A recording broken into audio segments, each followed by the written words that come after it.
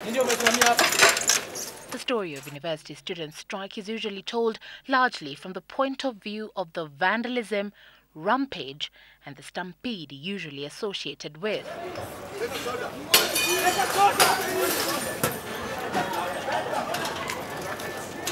Sometimes even at the expense of their seemingly genuine concerns. Comrades, this is the mother of all the crowd has ever seen in Nairobi. Comrades, you are saying instead of government shooting us, government should shoot the hunger crisis that we had. Comrades, power! Comrades. Exactly a week ago, and students of Nairobi University poured into the streets way after 9 p.m. protesting against a power outage at their institution and, as usual, harassing and inconveniencing innocent motorists and commuters who had nothing to do with the outage, let alone have any control over the situation. How far is too far, one may ask, when airing out grievances?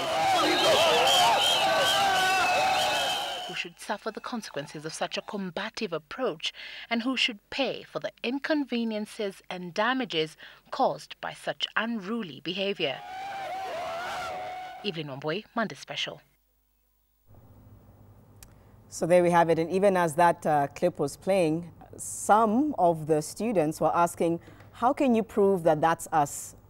Are you denying that you don't take to the streets? Is anyone denying it? Yes. You were saying that sometimes the media blows things out of proportion, but are you denying that that's something that you do? I'll speak for my college. I think it's been a while since Kenyatta University went to a rampage, and it's a conscious decision that we've taken as student leaders, because we understand modalities of creating solutions do not necessarily need to adopt violent means. Are you getting criticized for that within your campus? Yes, absolutely. You know, I think student leadership over time has been defined by, you know, the vigor of comrades' power and what have you. Okay. And if you choose a path of creating an alternative way, sometimes you will be criticized deeply, but it's a price we are willing to pay. And that's a stand you've taken for as long as you'll be in the position you're in. You want to see to it that you don't necessarily resort to that. To Absolutely. Issues. I said that personally during my swearing in, and that is the stand that my executive council has stood with. All right. Okay, Janet. Yeah. I'll speak specifically for Kisii University. In Kisii University, it has been peaceful ever since. But I want to tell you, you'll concur with me, for many years, our campus it has never been in the public domain. But have you been known to organize strikes, and were you expelled from other institutions yourself? I myself, and I want anybody, if there's anybody who has got any evidence, in my life I've never been expelled or suspended from any institution. I'd like to reiterate that this is a message that's coming from the Kisii University, from the Vice Chancellor. So that's their view as a university. You're free to make yours, but I'm giving you the stand of what the Vice Chancellor of Kisii University has told me. Janet, I've heard you, but even God can be my judge. Okay. If anybody can produce any evidence that Ongoro Jeff has ever been expelled or suspended in any institution in this nation, let him or her produce. I want to fast track this, Jeff, please. Do you support, or do you think that one of the ways to grab the attention of people or airing your views is by taking to the streets and vandalizing vehicles or causing unrest? Okay, like in Kisii, we have never had any strike. And up to now, I can tell you, we have not had any strike before. We need to move it along. We need to hear the views from across, unfortunately. As usual, I speak for my University of Nairobi. Student riots, like any riot in the world, in the history, the present, and I believe in the future has been, they start with call for peace, that we shall demonstrate, go and air our grievances, and then we shall come back in hostel. Let me speak for my University of Nairobi, which is very strategically placed in Kenya. Before you even speak for it, last week, a time like this, University of Nairobi students were taken to the streets because there was a power blackout. No, that was a concocted propaganda. It was propaganda. Quoted. Let me tell you the truth. That's a story that we've been... So you're saying that it's not true? No, it's not that I'm saying it's not true. It was never true and it cannot be true. That Monday, I was sitting in my hostel, Lower State House Road, where I sleep. And there was a blackout of 20 minutes 2 times. And few hooligans posing as students were joined by few students posing as hooligans. And they went on the street to rob motorists around the Uhuru Highway roundabout. The students were dead asleep. And I talked this to some media. But there was a media house who called me, Janet, please. And they said that, Zach, are you aware you're standing on the street? I said, I'm not aware because I should be the one. Then I called the OCPD immediately, Patrick Oduma. Then I went down around that Uhuru Highway, that roundabout. Yeah. The few hooligans, because they know us, the student leader, and they took off inside Uhuru Park. There was no student. And flow of traffic was reinstated immediately. I was very ashamed. It is very unfair for a student in Lower Kabete. I am coming to that. Yeah. It is very unfair for a student in Upper Kabete, Lower Kabete and Kikuyu and Parklands to hear that the University of Nairobi is on rampage, yet they are seriously reading their books. But you have been on rampage before.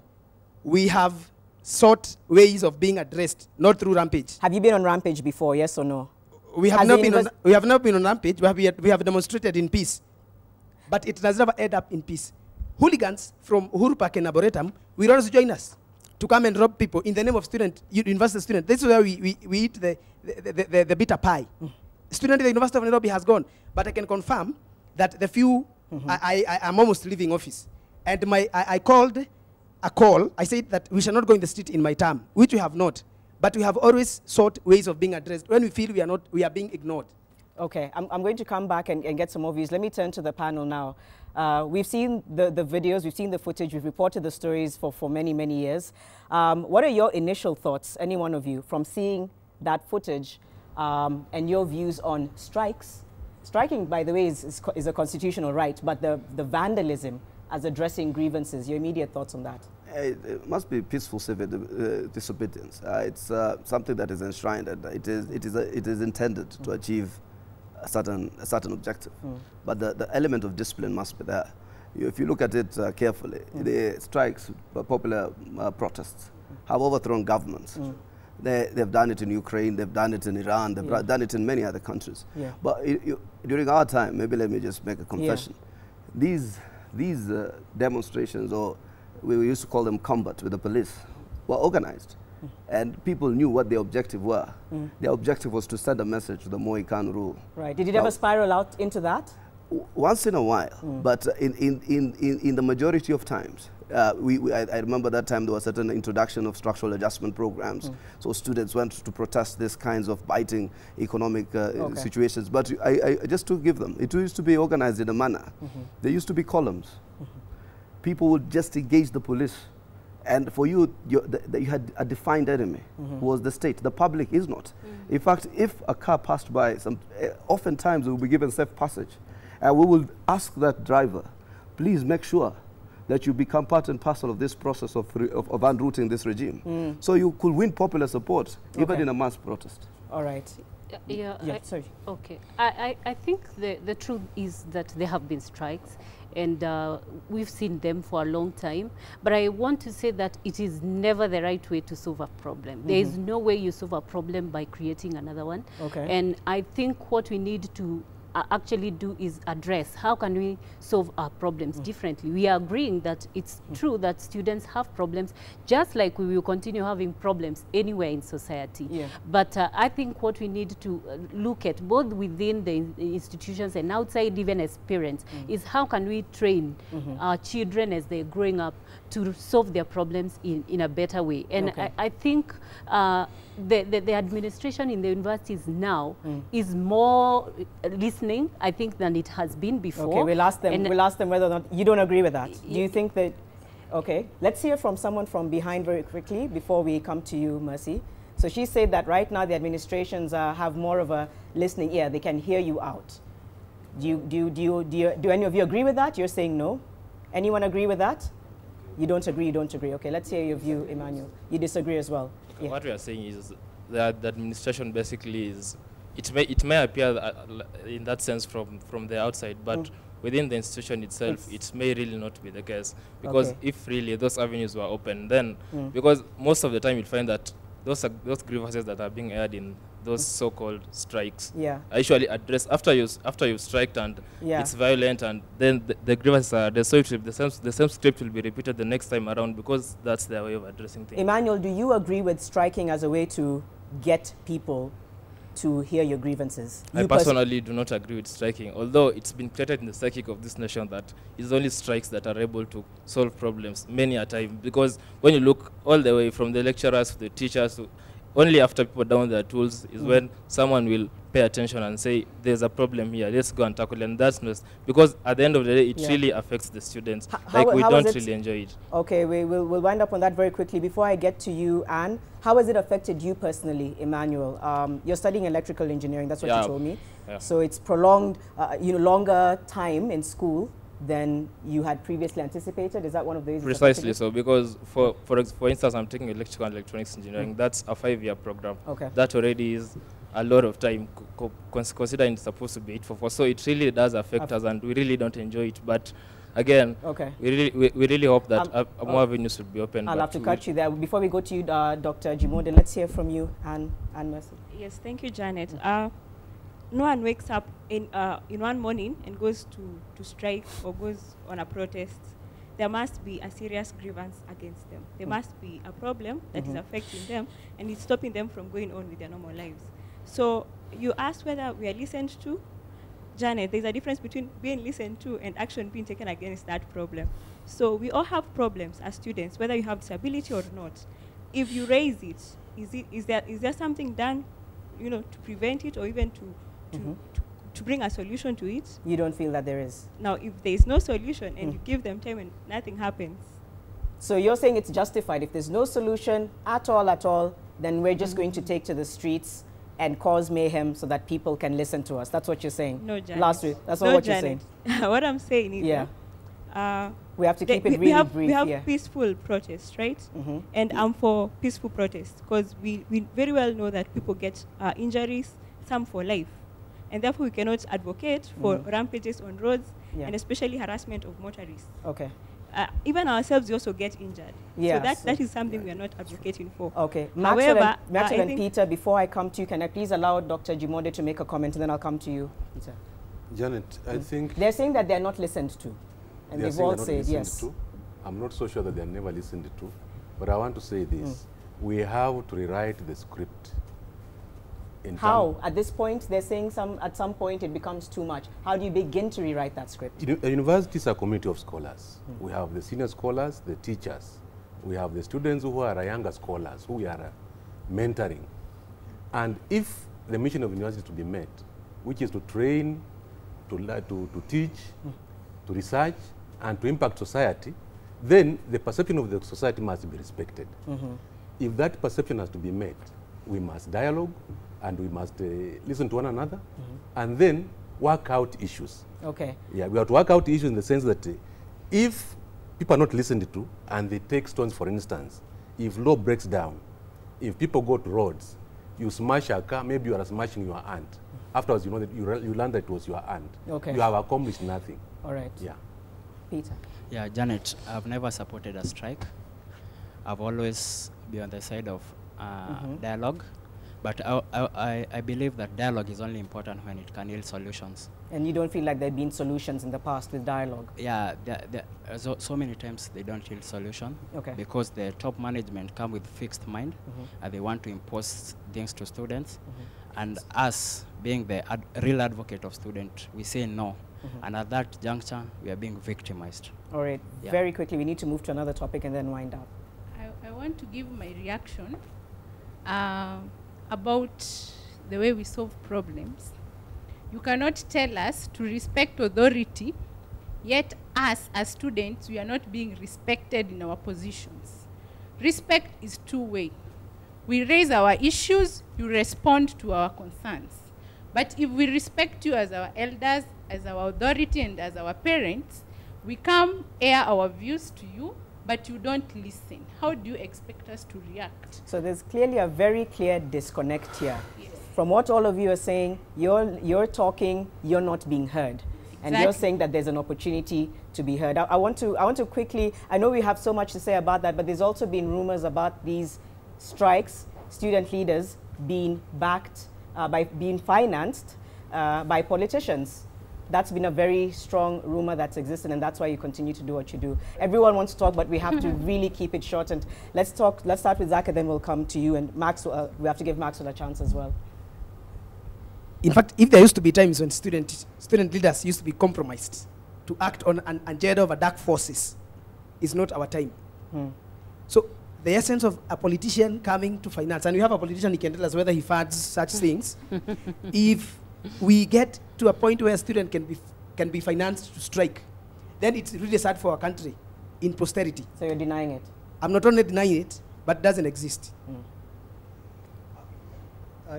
At least I know if I wasn't funded by a politician, and I have never been funded by one. Let me just generally say that when I go to the office, and this is a confession I have to make, is I felt that sometimes our judgment is doubted. And you see, that is very, I don't know how to put it. Like there is this gap that exists. Somehow the people in authority would like to believe that they cannot really trust what this person is saying. But on the other side, I think also the outcome of any relationship is about how you engage. Once in a while, I have felt we are listened to. Once in a while, you feel like, and it can get really frustrating. All right, but other times it's very frustrating. Maxwell, you are Strathmore University who you're representing. You don't usually, I think at all, take that route in striking. Why is that the case? I would like to say that it is not that there are no problems in Strathmore University.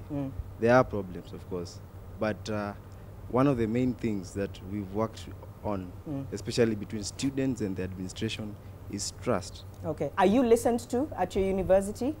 Because a lot of them are saying they don't feel that there's that connect. Do you feel that there's that connect with yourself and the authorities?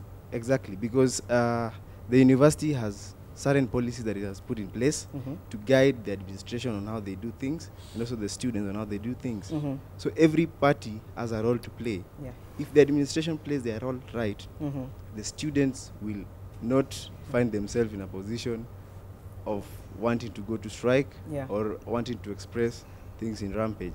And one of the things that I think Strathmore has done very well on is that it involves students in most of the decision-making processes. Are any of you involved in decision-making processes? Yes. You're involved. You say you're involved. Maybe I can ask Hassan Omar whether I think we need to kind of figure out a way to change, so to speak, this culture. It seems so ingrained in the society. It seems ingrained in the universities. They've expressed why, and there's probably very valid reasons there. But what happens now? Because this could happen again next week. There's an issue. Fees are hiked. They feel that their needs are not being met, and they take to the streets. How do we begin to change this culture? I think we need to look at the entire institution of the university to transform them into actually intellectual and democratic units, where a vice-chancellor, a professor of 20, 30 years standing, should not feel threatened by an idea, no matter how much he detests it, from a young person. In fact, he should invite the challenge. I look forward to a vice-chancellor or a rector of a university who can stand up to the challenge in dialogue with the students. I always remember that opportunity, particularly with Professor Irina, who will come into the students' hall center with such bravery, says, okay, I'm the appointed leader of this campus, so this university, and you are the elected leader, but let us see where we find common ground. And I think the whole structure of the universities in this country, it's not taking leadership on anything, in the field of research, in governance. You know, if you go to countries that are evolving or developed democracies, universities are the theaters of discourse. That's where great ideas about governance, experimentation, research, and that's what we need to do so that we provide those platforms. So I think what happens is we need to also fundamentally transform the university culture.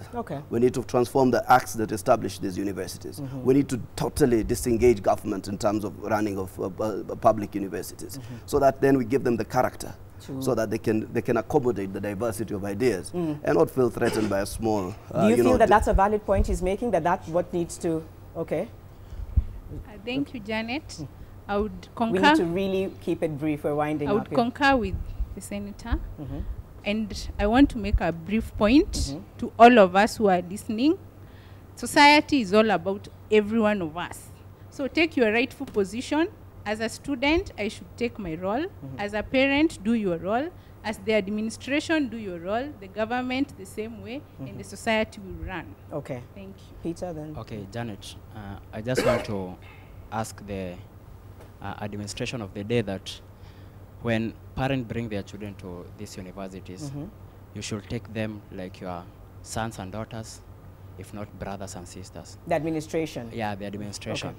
And I want to send a message to all KISS University students before we wind up, that we have fallen, but we are going to rise again. Okay. And let us be invited to make that decision of changing our All university. right. Thank We you. have completely to wind up very quickly from every one of you.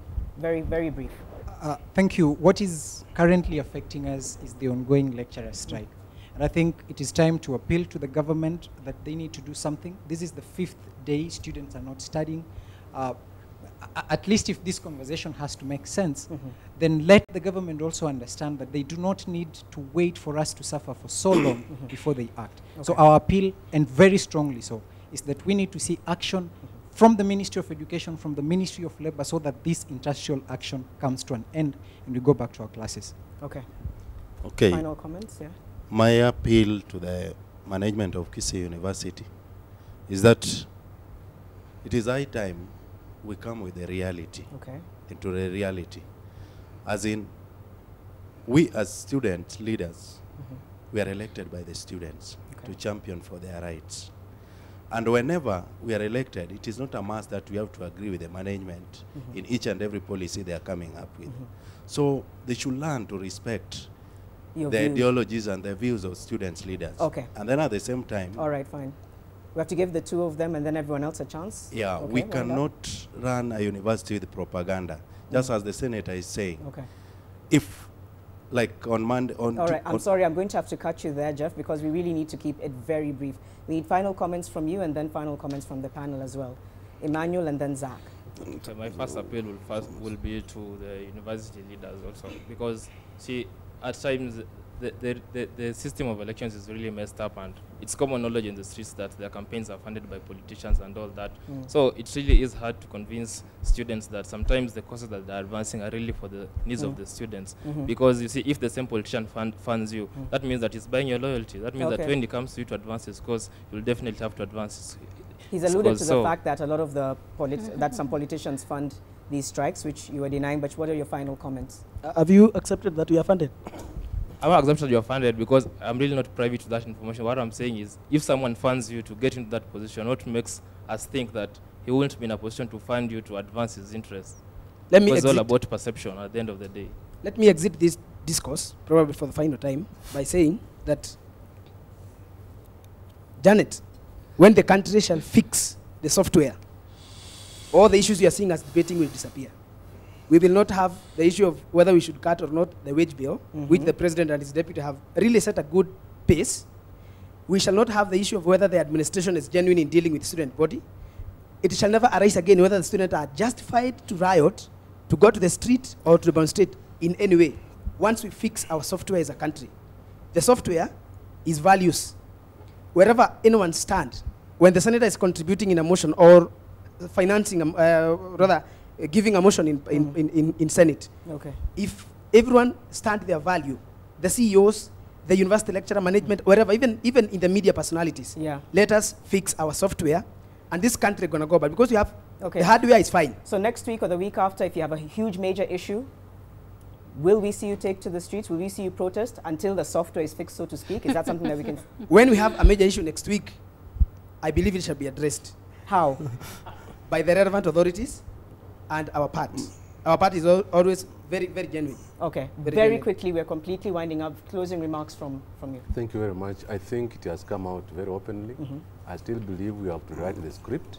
All of us as a community, university is a community. Each one has a role to play. The students, the management. And we should realize that students, for instance, have rights.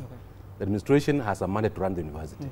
If we give and take, we have to be ready to give and take. If we give and take, we shall find that we are running our universities in a much better way. Okay. Lydia, do we need the students to be listened to more? Is that something it's coming out a lot more? Yeah, I think structures need to be laid down where students can be listened to, all the way from our families. I believe if children grow up believing they are not listened to the authority who is the parent, they'll go to the university believing the authority will not believe in them. But what I would wish to say is that our rights stop where the rights of the other persons begin. So there's no issue of violence because really that's infringing another person's right. All right, finally.